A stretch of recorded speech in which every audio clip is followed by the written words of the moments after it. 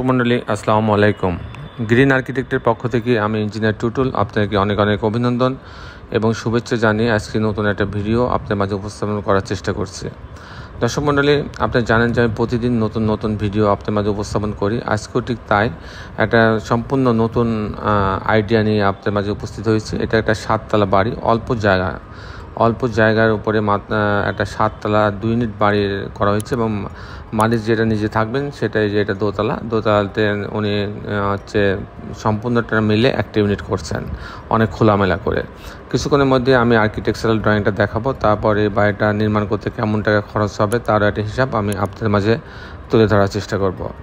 দর্শক বন্ধুরা, আমি সবসময় একটা কথা বলি, আপনারা অবশ্যই যখন বাড়ি করবেন, বাড়ি করার সময় বাড়িটার ডিজাইন একটা ভালো জায়গা থেকে করবেন, ভালো একটা ফার্মের কাছ থেকে করবেন। অনেকেই আছে যে অল্প টাকায় ডিজাইন করে দেয়, কিন্তু পরবর্তীতে বাড়ি হওয়ার পর দেখা যাচ্ছে যে সে বাড়িটা সুন্দর হয় না, তখন অনেক অসুবিধার সম্মুখীন হতে হয়। সেই দিকগুলো বিবেচনা করে আমার মনে হয় যে আপনার এই জায়গাটা কিছু ইনভেস্ট করা উচিত। তো দর্শক মণ্ডলী, আমি ইঞ্জিনিয়ার টুটুল আছি আপনাদের সঙ্গে। এখনই আমি আপনাকে আর্কিটেকচারাল ড্রয়িংটা দেখাবো, তারপরে বাড়ির খরচের হিসাব আমি আপনাদের মাঝে তুলে ধরার চেষ্টা করব। তো আসুন আর্কিটেকচারাল ড্রয়িংটা দেখি।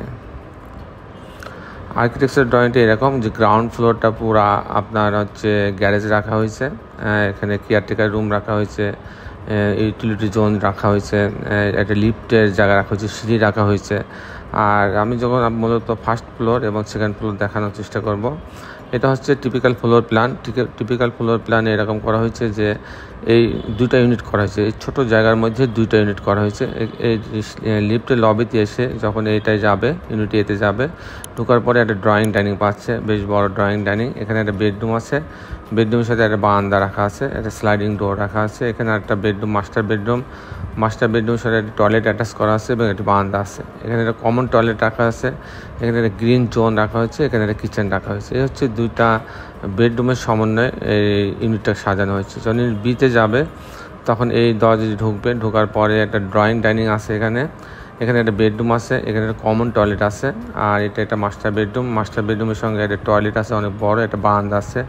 ড্রয়িং ডাইনিংয়ের সঙ্গেও একটা বারান্দা আছে, এই রুমের সঙ্গেও একটা বারান্দা আছে। এখানে 3টা বারান্দা রাখা হয়েছে আর এখানে একটা কিচেন রাখা হয়েছে। এই হচ্ছে 2টা বেডরুমের সমন্বয়ে ডিজাইনটা করা হয়েছে।